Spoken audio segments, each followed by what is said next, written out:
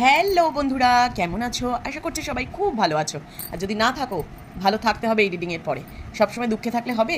চলো দেখে নেবো তোমার পার্টনারের কারেন্ট ফিলিংস কী আছে। Current feelings of your partner, my viewers partner. চলো দেখে নিই। তোমার পার্টনার কিন্তু এই সময় ভীষণ সেলফ ফোকাসড, নিজেকে একদম ফোকাস করে রেখেছে। কীরকম?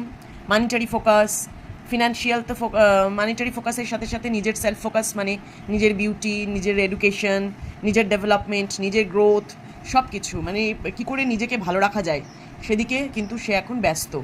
এবং সে মনে করছে যে আমি যদি ভালো না থাকি, যেমন আমরা বলি না সেলফ লাভের এনার্জি, সেই রকম। মানে আমরা সবসময় বলি না আমি যদি নিজে ভালো না থাকি তাহলে অন্যকে কী করে ভালো রাখবো, সেই রকম একটা এনার্জিতে তোমার পার্সন আজকে আছে। সে ভাবছে যে আমাকে ভালো থাকতেই হবে। দেন নেক্সট মেসেজ দেখবো, কারণ সে তো ডিসিশন নিতে পারছে না। সে ভাবছে কোন দিকে গেলে আমি সঠিক পথে যাব, সেটা সে ভেবে উঠতে পারছে না। তার ইমোশনস আপ ডাউন হচ্ছে। সকালবেলা খুব ভালো মনে হচ্ছে, বিকালবেলা খুব খারাপ মনে হচ্ছে। কখনো পজিটিভ ভাবছে, কখনো নেগেটিভ ভাবছে। দেন একটা ভয় কাজ করছে, হ্যাঁ, যে আমি যদি যাই আমার কি হবে ভবিষ্যতে।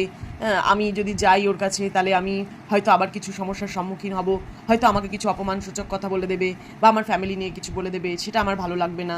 ঠিক আছে, মানে অপটিমিস্টিক, মানে পজিটিভ চিন্তা সে করছে না, সে খুব নেগেটিভ থটের মধ্যে দিয়েই যাচ্ছে। দেন দেখছো নেগেটিভ থট বলতে বলতে নেগেটিভ থট, মাঝে মাঝে নেগেটিভ থট এত এসে যাচ্ছে। দেখো এখানে কিন্তু একটা জিনিস খেয়াল করেছে, আচ্ছা বলছি পরে।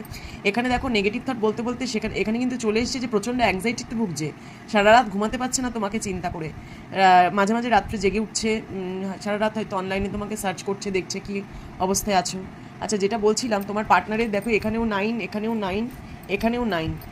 যারা যারা দেখছো তারা কিন্তু অবশ্যই 9 নাম্বার সাইনের হতে পারো, মানে 9 তাদের ডেট অফ বার্থ হতে পারে, বা পার্সোনালিটি নাম্বার হতে পারে, বা ডেস্টিনি নাম্বার হতে পারে।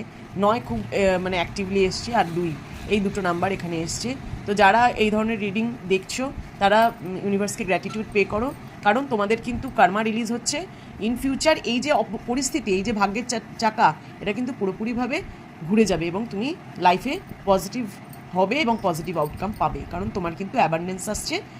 এবং দেখো হুইল অফ ফরচুনের নিচেই আসছে তোমার 3 অফ কাপস, তার মানে তোমার কিন্তু এই ভাগ্যের চাকা ঘুরবে এবং ভবিষ্যৎ অনেক আনন্দময় হবে, সেলিব্রেশন করবে। Please claim this energy and give thank you to universe. Thank you universe.